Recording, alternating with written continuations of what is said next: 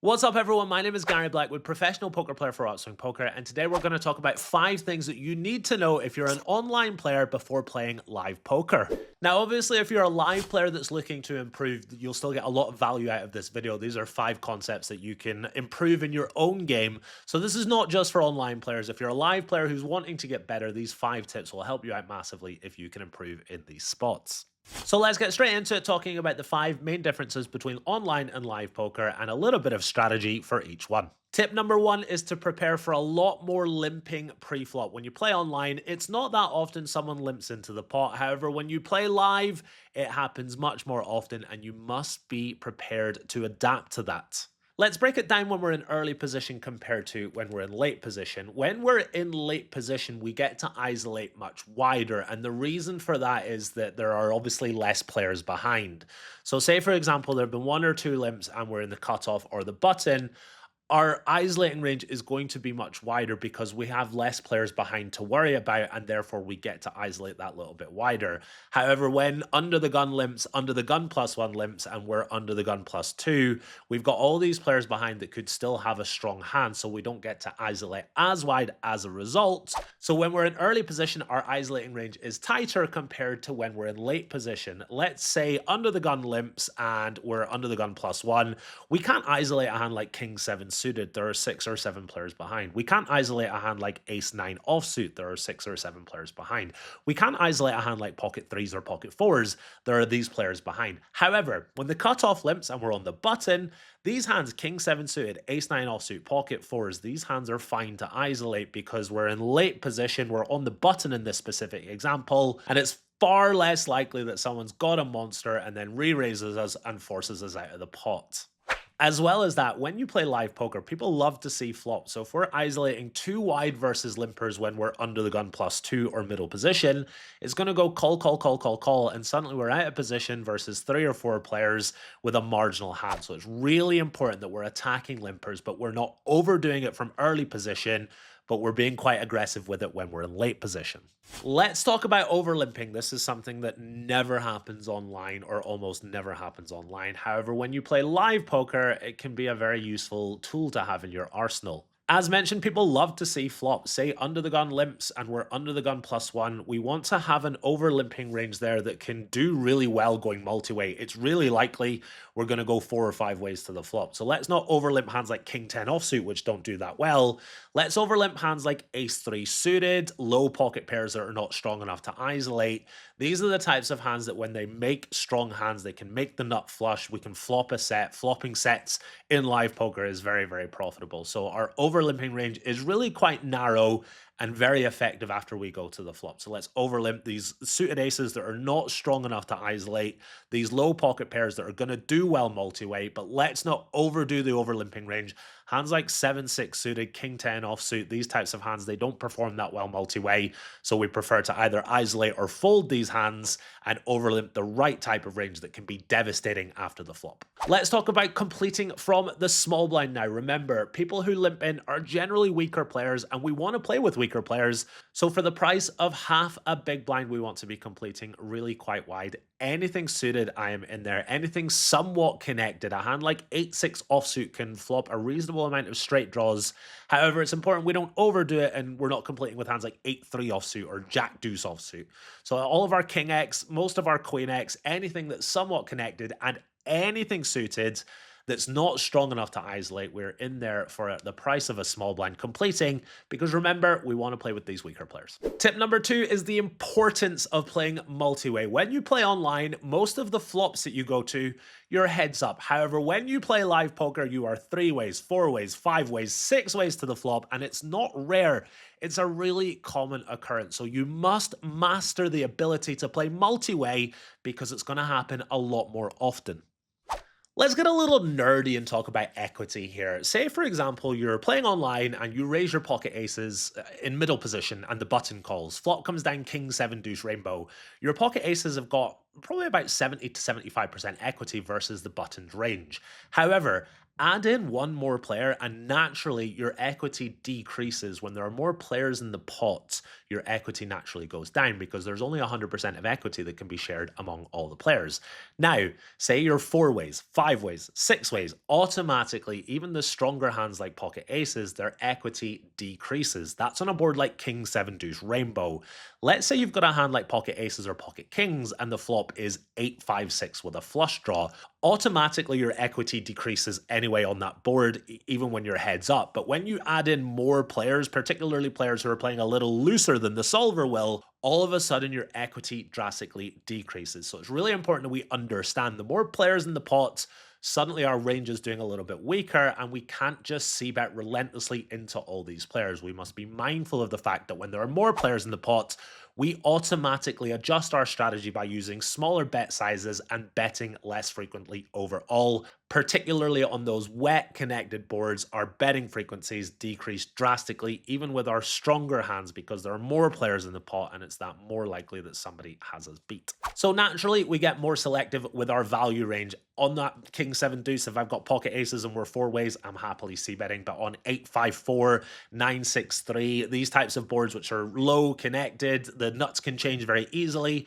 We need to be much more selective. We also need to be much more selective with our bluffing candidates as well. We want to choose our stronger draws, our combo draws, our flush draws with 2 overcards to the board. These are the types of hands which will fare better because it's more likely we're going to get called. So we want to have those stronger draws in our betting range as opposed to just complete airballs, which might be okay to c-bet if we're playing in a heads-up pot. Let's talk about the types of c-bets that we want to choose on really disconnected boards. Obviously, we can have straight draws, we can have flush draws, but if the flop comes down Queen 7 Deuce Rainbow, we've got no immediate equity draws to c-bet.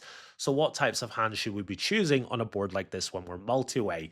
We want to choose any type of hand that has what I like to call backdoor ability. And what I mean by that is a hand like on Queen 7 Deuce, we've got King Jack suited, King 10 suited, Jack 10 suited, 9 8 suited. If we raise in the cutoff, we can have a hand like 8 6 suited, for example. All these types of hands which don't have any showdown value, but can pick up equity and continue to barrel when they do so. These are prime c-bet bluff candidates when the board is really disconnected and we don't have any immediate equity draws. When we do c-bet on the flop and we don't pick up any equity, that's okay. We just wave the white flag and check fold. However, when we do pick up equity, say we've c-bet the 8 6 suited and the turn is a 4 or a 5, for example, we absolutely continue to barrel. This is a hand that's picked up equity and is allowed to continue to barrel because it's picked up that equity. The same concept applies if we're stabbing. You know, we're not always the pre-flop aggressor. Sometimes we'll be 5 ways to the flop and we'll have called a raise. Say it goes MP raises, hijack calls, we're on the button, we make the call as well. In terms of our bluffs, our stabs, we want to be really quite selective. We want to choose our best draws, our combo draws. You know, if we've got 2 overcards to the board and a flush draw, these are the types of hands that want to stab on the flop. However, if the board is Queen 7 Deuce Rainbow, again, we can't just stab relentlessly when it's checked to us because there are 4 or 5 players in the pot. We've got to be very selective with our backdoor draws, and we continue to barrel them on the turn if we pick up equity when we're the pre-flop caller. Last thing I want to say about playing multi-way, it's really standard to use small bet sizes. You know, when you're 4 or 5 ways to the flop, your range doesn't want to pile money in because there are more players that can have really, really strong hands. So in general, the bulk of our range favors using smaller bet sizes. We don't want to bet any bigger than 50% pot when we're multi-way. We want to use smaller bet sizes, and as mentioned, we want to bet a lot less frequently. Tip number 3, when you're playing online poker, you're more likely to face players who are using a GTO style. However, that's much less likely to occur when you're playing live poker.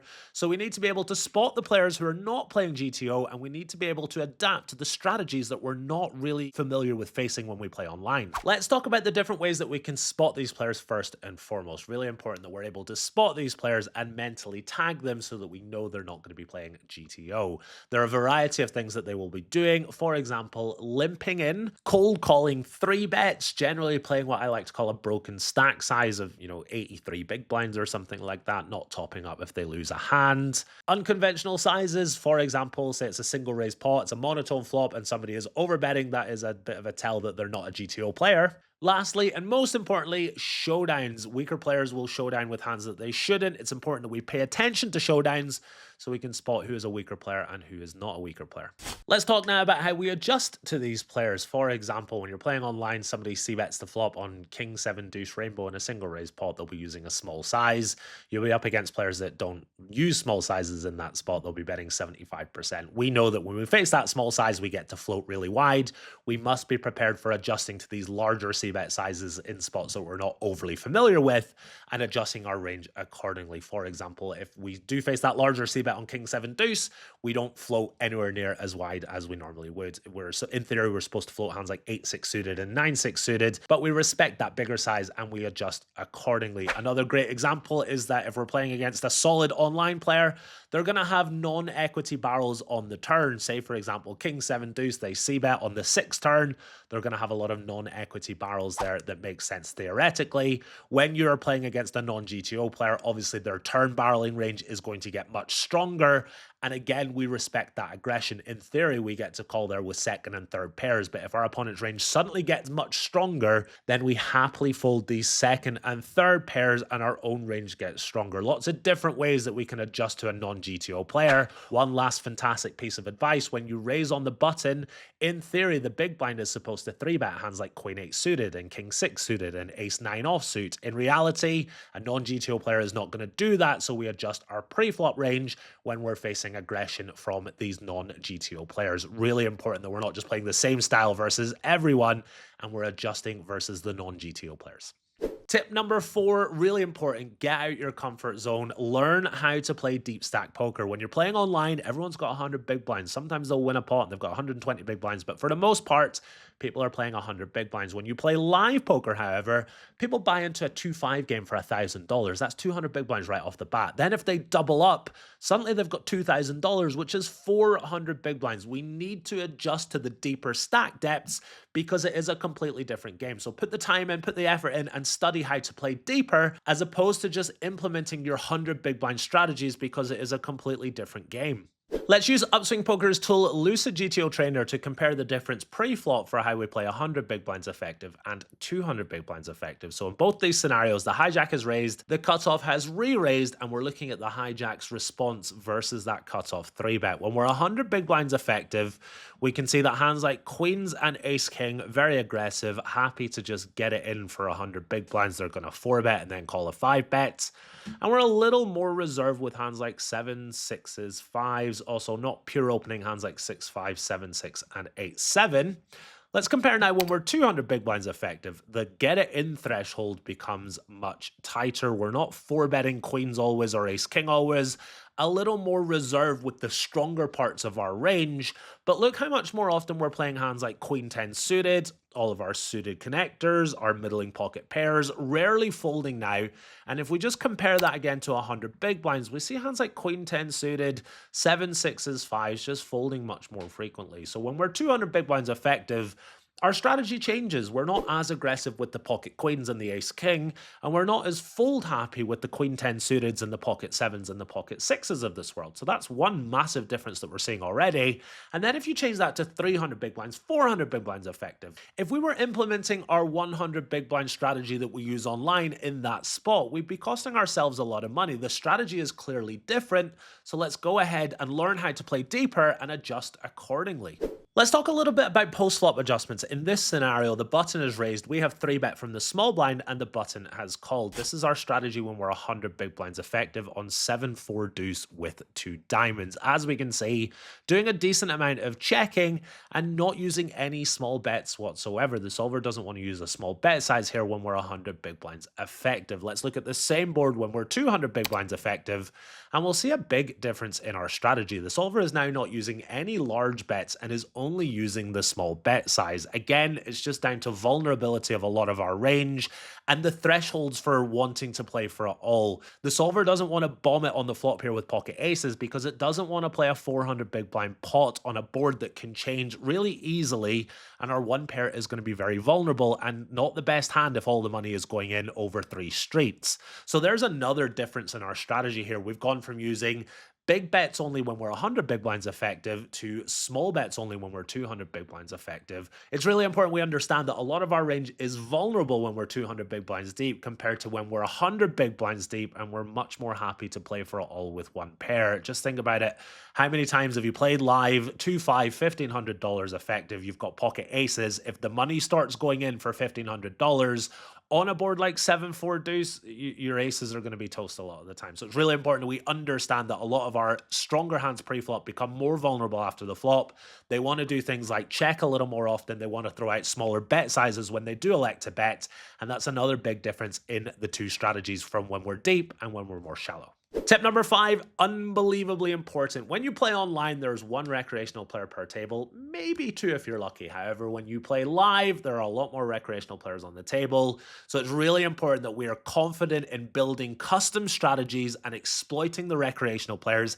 It sounds a little predatory, but it's really important. We're playing against weaker players. These are where we make most of our money when we play poker. So it's important that we've got good, solid, customizable strategies when we play against recreational players. Let's talk about some of the adjustments that we can make to play against these players, which is going to be much more common occurrence when we're playing live compared to when we're playing online. Pre-flop, we want to really adjust our strategies. If, say, for example, there's a really big fun player in the big blind, when we're playing online, we don't have a flatting range in the cutoff, but we can absolutely have a flatting range when we're playing live because there are more likely to be weaker recreational players or passive players who are not going to squeeze us as often, so we can adjust our pre-flop strategies. We also get to 3-bet wider versus these recreational players who are opening. We don't just follow our charts, we widen our 3-bet range with the right types of hands because we want to isolate these players. So lots of different ways that we can adjust our strategy pre-flop. After the flop as well, it's really important that we're adjusting our strategies. For example, we play against recreational players who we know don't like to fold. Let's size up a little bit when we've got our value. Let's take away those non-equity barrels that we know we should have in theory on the turn, because this player is a lot less likely to fold and we want to just have equity only barrels on the turn and not just follow what we think the solver wants to do. Let's continue to go thinly for value. We know that these weaker players, they don't like to fold, particularly when we use milky sizes. They're also not going to raise our small bet sizes, so small, thin value bets with second, third, fourth pair, even ace high if the situation dictates that that's okay. Let's not be afraid to go for that value because these players are not going to raise our small bets and they're not going to adjust to the fact that we're value betting them relentlessly. Another great way to exploit recreational players, in theory, you're not supposed to use small bet sizes in position, 1/3 pot on the river, but we can do that versus recreational players. They're not going to attack us, they're not going to target us, they're not going to adjust to that, and we get to value bet even thinner.